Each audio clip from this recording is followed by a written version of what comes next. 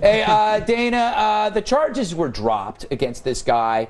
He's suing for $250,000. Does his lawsuit have merit in your eyes? Your beautiful blue, sparkling eyes? Gorgeous eyes. Your tie picks them up. Yeah, I mean, I suppose that his lawsuit only has merit if he's right, which at this point actually doesn't matter. I mean, it's just quaint that he thinks that the Constitution is being faithfully honored at this point in American decline. So probably not. Oh, somebody saw Glenn Beck today. Yeah. Wow. Well done. Last I checked, you were just speaking freely. That's part of the Constitution, I think. Thank you very much. Jill, if he wasn't so ripped, no one would be sympathetic. If he was a fat guy with the amendment written on him, or maybe 4 or 5 amendments because he's fat, no one would care. Am I right? I care. You know, I think it's important to have your First Amendment rights, and it does seem like you can't speak very freely when you go through the airport, or even state your opinions on your own chest. And I think it was valid that he was on his way to Grandma's funeral, because if you're on your way to spring break, it's like, dude, you didn't need to fly. Yeah. This is a frivolous trip, and now you're complaining. She's not a grandma. You have to get to Grandma's She's a funeral. metaphor for all that was. Yeah, but Nicely put. Grandma, yeah. exactly right. I mean, but I'm not. Am I the only one here that's like not offended by the pat-down procedure? I don't want to be in a million pieces in the air. It's 2 more minutes out of my life. I mean, the Harvard And this School is of Public James Health Fry. did that study, and they found that all that they'd succeeded in achieving was like the world's largest pile of cigarette lighters. Listen, if it's going to help it's the simulation 1%, of I'll take security. it. Well, I mean, you could say that about anything that's out there right now, but at No, least you- it's no, yeah, you no. can. The bottom I can line hide is- anything Paul, between my legs. that statement doesn't hold. Yes, it does. I'm sorry, I'm not offended by it. I go through it all the time. I and mean, I'd rather have Bomb-sniffing dogs around luggage, you know. Oh yeah, this is the same Right. animal that gets faked out when you do that. So yeah, that's the thing I want checking out. Does that statement hold? No. Good day, That sir. one doesn't hold either. Good day. Am I going to have to separate you two or take you on a long trip He somewhere? actually has blood. His face is getting red. Hey, Billy, couldn't love he you. have just typed a nice double-spaced letter, something his grandma would have liked? Well, I love the fact that they asked him repeatedly if he had any ties to any terrorist organization. He should have said yes. It's Alpha, Beta, Gamma. That's Right, the terrorist exactly. organization. What happened to- That is what happens when you rush. And that's probably what was really going on. What happened to the college students that I knew and loved that were just trying to get through the airport with weed in their ass? Yeah, Isn't that the thing? Yeah, and you're talking about as recently as 6 months ago. Paul. By the way, if you're just arriving in LaGuardia, college students, call me. Yeah. No, I got to say, okay, here's my point. I think it's kind of weird that he did it on the way to a funeral. I mean, it's your grandma's funeral. To make a political statement seems like the wrong thing to do. Also, if he was on the plane with me, I would hope that they would stop him. Because if a guy has got writing all over his body, he's insane. But what if his grandma was a hippie? Grandma Moonby would be very proud of his protest. Paul, what do you think about this statement in terms of just logical integrity that if a man has writing all over his body, he's insane? Well, it's funny you should ask. Because I happen to have the 3rd and 6th Amendment written on my chest. Yes. But we're not going to show it. More like smeared. It's smeared, yes. In The lipstick. accused There's nothing shall- worse than failed prop comedy. Yeah, well, there's the word Oh my accused. epilady! It looks like a It's failed. smeared in the green It looks room. like a failed attempt at waxing. And Dana's been trying to, like it says, the accused shall have the right to a speedy trial. to have the right to have a third nipple. I saw that thing. All right. With red. That was beautiful. We must move on. Coming up, Points. children as young as 3 years old are taking up cliff diving, but is it safe? Jill Dobson says, who cares? I hate kids. What? But first, is this the future of time travel? I'll ask my hamster, Captain Hammy, who just returned from Italy during the Renaissance. What up, Captain Hammy? F you, Greg. Are they losing the fight because we won't stop the flights? As the rebels in Libya continue to be routed by the Libyan army, Muammar Gaddafi has given them 2 choices, surrender or flee. And the New York Times reports that given Gaddafi's advances, the Obama administration pretty much believes that, at this point, there's no point in establishing a no-flight zone over Libya. Well, we waited long for that one. Officials say that getting ships and planes into position would take until April, far too late to help the rebels.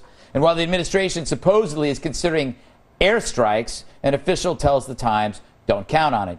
Meanwhile, Secretary of State Hillary Clinton told reporters in Cairo, we understand the urgency of this. We are looking for ways to help the opposition. Take your time, Hillary, no rush. Isn't that right, brave little penguin?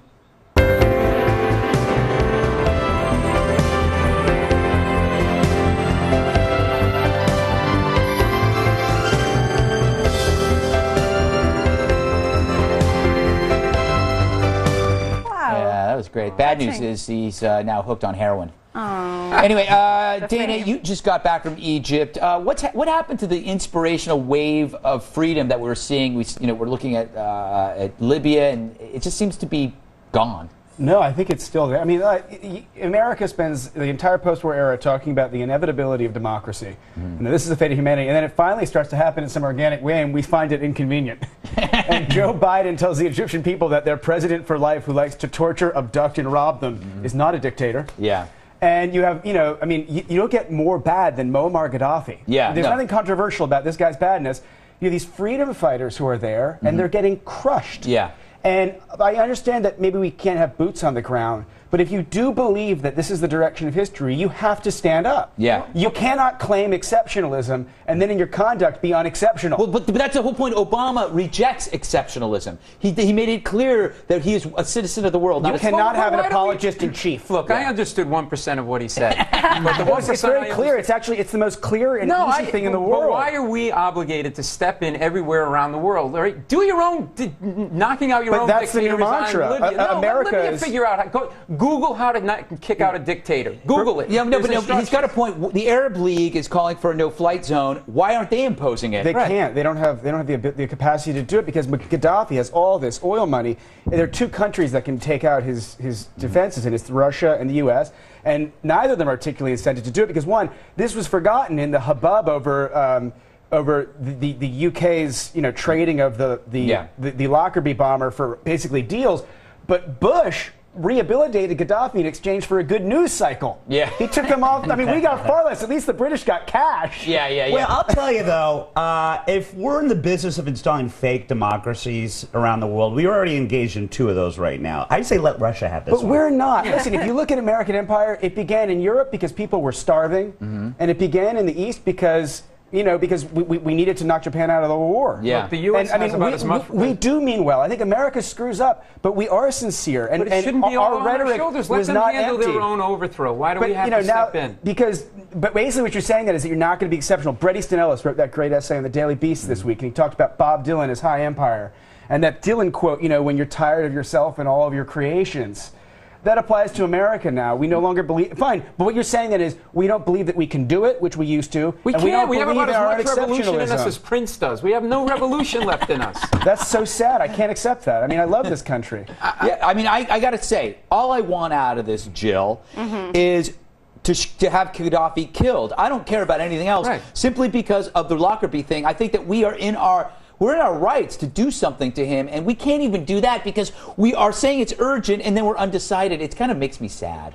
It is sad, and I would love if we could rush in there and just solve the problem. But I think Paul makes a good point that we might get in there, get stuck in a quagmire. We haven't shown that we can always just solve the problem and be everyone's hero. Usually both sides end up. But why do we have to solve the problem? Just start the solving. First of all, do we know that they want democracy? I don't think we do. And second of all, to add to Andy's comment last night, how do we know that these rebels that we're supposed to go in there and help are not the same guys that were cheering the Lockerbie bomber when he came off the plane? Yeah, it's a good point. I say let him deal with it. It's a good point. However, I do think we can spare a drone. You pick That sounds NATO like a on lovely a song, drone. actually. Spare a drone. Does it get worse than Muammar Gaddafi? I mean, Egypt worked out fine. I mean, no, it did. It worked itself out. But that's the thing. We remove Gaddafi, we sit back and we find out, indeed it does get worse than Gaddafi. We don't know what's going to happen. Listen, I mean, we don't know this. It's an unknown. And frankly, you're just going to have to find out. But I think that what you're seeing is that you have a generation. I was in Tahrir Square. These guys, many of them speak 3 languages. They're interested in the 89 event in Eastern Europe. Their major concern, if you read Hannah Arendt, all revolutions are about poverty. The thing that started on Wall Street, that in America gives you the Tea Party, standard of living's dropping, people taking action, there pushes them from the poverty line to the misery line. Yeah. This is an organic movement. That's a valid point. They're sick of being robbed by I have these to dictators. ask, what did the guys in Tahrir Square think of the new Radiohead album? What are they? You know what? They probably have opinions on it because there's a cultural lingua franca now that, to go back to the China pirating thing, that's America's greatest legacy. Well, I'll tell you, I was at the Luxor in Vegas. I gotta go. And it's Egyptian, and there was a fat guy from the Midwest, and he agreed with me. All right. I like that. Okay, we got to move on. Do you have a comment on the show? That was a spirited debate. I love those debates. Feel really good inside right now. Also, the drugs could be hitting. Email us. It's redeye@foxnews.com to leave a voicemail on my direct line. It's 212-462-5050. Still to come. come. The halftime report from TV's Andy Levy. Can't follow me, can you? Whoa. Tonight's halftime report is sponsored by pig racing, the sport where young pigs race around a small enclosed dirt or gravel track, often found as an attraction at county fairs. Thanks, pig racing.